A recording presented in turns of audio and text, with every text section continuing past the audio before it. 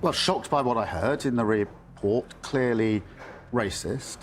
And I think this is a test of leadership because... Well, he's distanced himself. Well, he said has. they're reprehensible, hasn't he? Well, he has, but you have to ask the question why so many people who are supporting reform seem to be exposed in this particular way. It's for a leader to change his or her party, to make sure the culture is right and the standards are understood by everybody within the party. That's why I've changed the Labour Party. That's why I put it to a party which says country first, party second. He has appealed, and doesn't leadership has to be shown. Keir Starmer's announcement sent shockwaves through the nation, an unexpected move that few saw coming. The man who had once promised to restore trust and stability to British politics was now standing at the centre of a political storm. After weeks of mounting scandals, relentless protests and immense pressure from both the public and his own party, Starmer took to the cameras to make a live declaration that would alter the course of the Labour Party's future. The tension was palpable as Starmer appeared before the media, his face etched with the weight of the moment. His voice remained steady, but the gravity of the situation was unmistakable. The British public, already reeling from the growing chaos within Labour, anxiously awaited his words, hoping for clarity in the midst of turmoil. The question on everyone's mind was clear: was this the final act of a leader on the brink of collapse, or was it a strategic decision to turn the tide in Labour's favour? Starmer had been under intense scrutiny for weeks. Accusations of corruption and mismanagement had surfaced, shaking the very foundation of the party. The allegations, including secret financial dealings and questionable alliances, had painted a picture of a party on the verge of implosion. His credibility, once solid, had been increasingly called into question. Protests across the country had intensified, with calls for Starmer's resignation growing louder by the day. The opposition, led by Rishi Sunak and the Conservative Party, seized on Labour's struggles, labelling Starmer a failure and a hypocrite. But as the public's dissatisfaction reached a boiling point, Starmer's response was nothing short of shocking. Instead of stepping down, he announced that he would not resign, and in a bold and surprising move, called for a snap general election. His declaration left the nation stunned. In that moment, the political landscape shifted. Was this a desperate attempt to save face? Or was it a calculated gamble to restore trust in his leadership? Starmer's decision sent ripples through the political establishment, forcing everyone to reconsider what had just happened. Some saw it as a brave call, a last-ditch effort to regain public support. Others viewed it as a reckless gamble, one that could further damage Labour's already fragile position.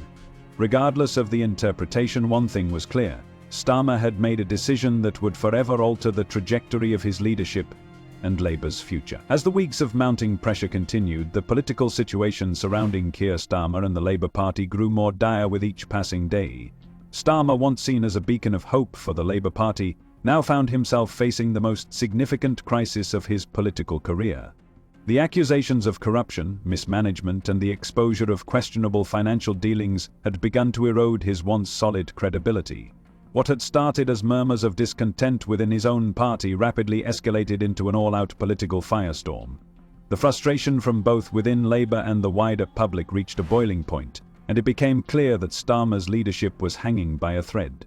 Protests erupted in major cities across the UK, with angry citizens demanding his resignation and a fresh general election. For weeks, the political discourse had been dominated by calls for Starmer's removal, with every day bringing new revelations about the Labour Party's internal dysfunction and the depth of the scandal. As the days went by, the question on everyone's lips was whether Starmer could survive this crisis, or if the damage was beyond repair. His failure to act swiftly had placed him in an increasingly untenable position. His leadership had become a liability, and many of his closest allies began distancing themselves from him. The party's once unified front had splintered, with key figures questioning Starmer's ability to lead through the crisis. Behind the scenes, intense discussions were taking place among Labour MPs, some calling for Starmer's resignation while others feared that removing him could plunge the party into deeper chaos. The internal rift within Labour only made matters worse, further undermining any sense of stability. As public trust in Starmer continued to erode, the pressure on him to act became more urgent. The Conservative Party wasted no time capitalising on Labour's vulnerability, launching a series of brutal attacks on Starmer's leadership. Rishi Sunak, the Conservative leader, seized the moment, portraying Starmer as weak and indecisive, a leader who had failed the British people and now sought to escape accountability. In every media interview and TV debate, the narrative was clear: Starmer was a man in free fall, unable to control his party or restore the public's faith in him. While Starmer's position within his own party had become increasingly fragile, the public's reaction was mixed. Some saw his failure to act decisively as a sign of weakness, while others viewed his actions as a sign of desperation. His lack of strong leadership, paired with the relentless attacks from both the opposition and within his own ranks, made it seem as though Labour was on the brink of collapse. The party, once a powerful force in British politics, now appeared fractured and directionless. Every day that passed without a decisive move from Starmer only deepened the crisis, leaving Labour scrambling to regain its footing in an increasingly hostile political environment. As the crisis surrounding Keir Starmer continued to escalate, it became evident that the internal divisions within the Labour Party were not just a temporary setback, but a fundamental shift in its dynamics. The revelations of financial mismanagement, secret dealings, and the party's failure to address corruption head-on had already dealt a severe blow to its credibility. However, it was the deepening rift between Starmer and his own MPs that marked a new, more dangerous phase of the crisis. The Labour Party, once seen as a unified force committed to justice and democratic values, was now fracturing at its core. For weeks, the opposition had seized on Labour's internal strife, painting Starmer as a leader who had lost control not only of his party but also of the political narrative. As Labour MPs grew more vocal in their criticisms of Starmer, the party's solidarity crumbled, and whispers of a leadership challenge grew louder. Behind closed doors, discussions about removing Starmer from his position were becoming impossible to ignore. Some of Labour's senior figures, who had once been his staunchest supporters, now questioned his ability to lead the party into the upcoming election. With public trust in Starmer at an all-time low, it was clear that his leadership had become a liability rather than an asset. Yet, not everyone within the party agreed on how to move forward.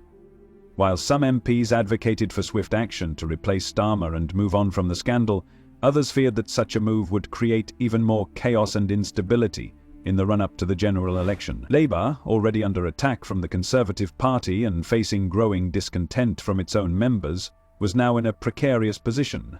The party was not just fighting a scandal, it was fighting for its very survival. Meanwhile, the increasing presence of Reform UK, led by Nigel Farage, added another layer of pressure. As Labour's internal strife became more public, Farage's party gained traction among voters who were disillusioned with both major parties. Farage capitalized on Labour's failure to act decisively, positioning himself as a leader who would provide real change and transparency. The growing appeal of Reform UK only served to amplify the sense of urgency within Labour. With every passing day, it seemed that the political establishment was shifting and Labour risked losing its relevance in the process.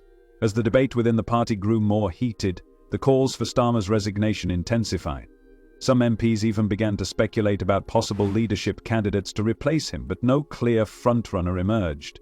This lack of clarity only added to the uncertainty facing the party. Starmer's refusal to step down had left the Labour Party at a crossroads, torn between loyalty to a leader whose credibility was in free fall and the harsh reality that his continued presence at the helm could further damage the party's future. The road ahead for Labour was fraught with peril, and no one could predict whether it could recover from the damage already done. As Keir Starmer's leadership faced increasing pressure, the dynamics within the Labour Party reached a breaking point. The growing public outcry, combined with relentless attacks from the Conservative Party, pushed Labour to a moment of reckoning. The scandal, which had initially been viewed as a challenge to Starmer's credibility, now threatened to engulf the party entirely. The internal divisions within Labour were becoming more pronounced by the day, with some MPs calling for his immediate resignation, while others feared that removing him at this critical juncture would only exacerbate the party's already fragile position. The refusal of Starmer to step down, despite overwhelming calls for his resignation, only deepened the political crisis within Labour. As protests erupted in various cities across the country demanding his resignation, the party's response was chaotic and disjointed. Labour MPs who had once stood firmly behind Starmer now began to openly criticise him, questioning not only his leadership abilities, but also his capacity to restore the trust that had been shattered. Starmer's failure to act swiftly in addressing the scandal, and his seeming reluctance to take responsibility for the mess, only fueled the perception that he was out of touch with both his party and the electorate. The increasing calls for a leadership change created a sense of instability within Labour, with whispers of a potential leadership challenge growing louder by the day. Behind closed doors, some senior party members were quietly discussing possible replacements for Starmer, but the absence of a clear successor added to the confusion. The lack of unity within the party was apparent, and the leadership vacuum was widening.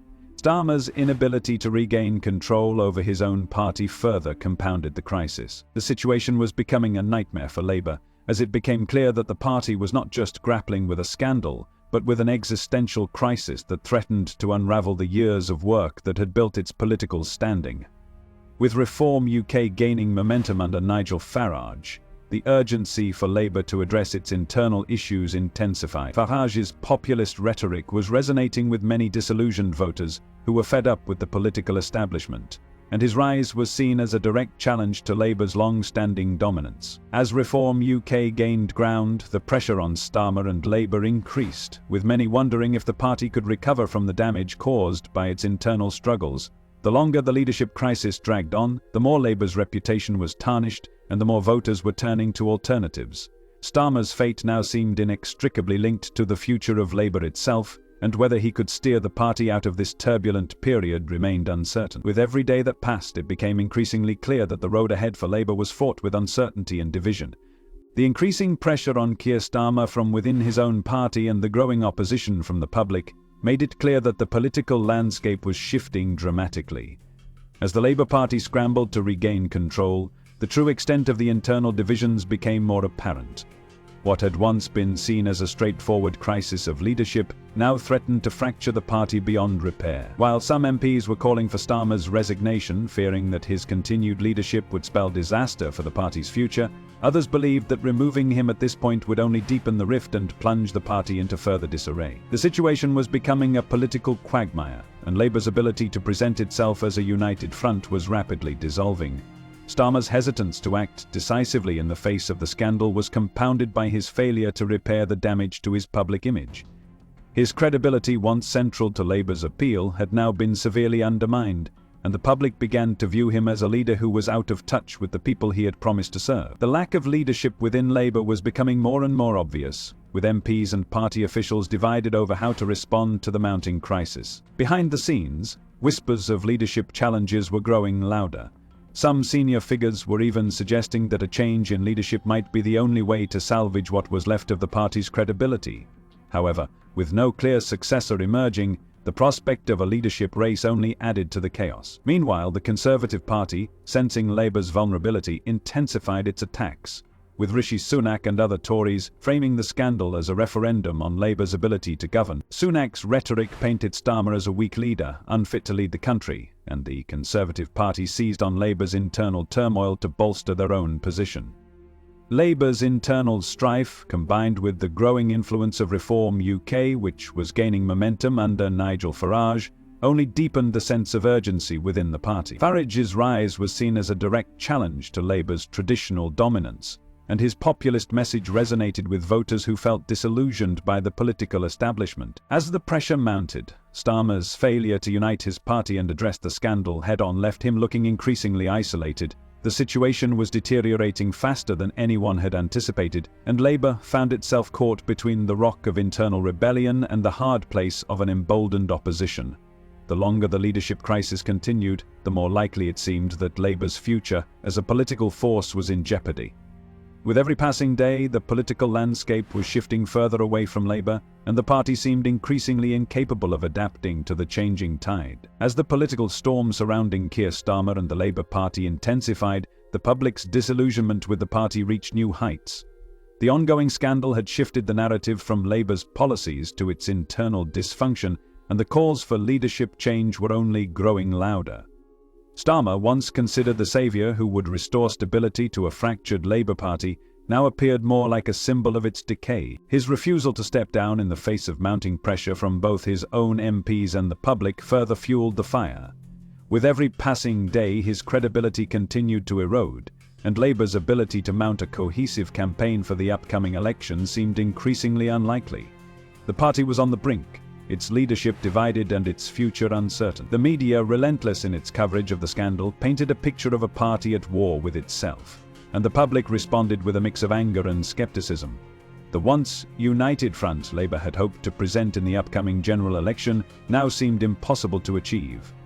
Meanwhile, the Conservative Party, with its own struggles, saw an opportunity to capitalise on Labour's weakness. Rishi Sunak and other Tory figures wasted no time in framing Starmer's leadership as a failure, positioning themselves as the antidote to Labour's internal chaos.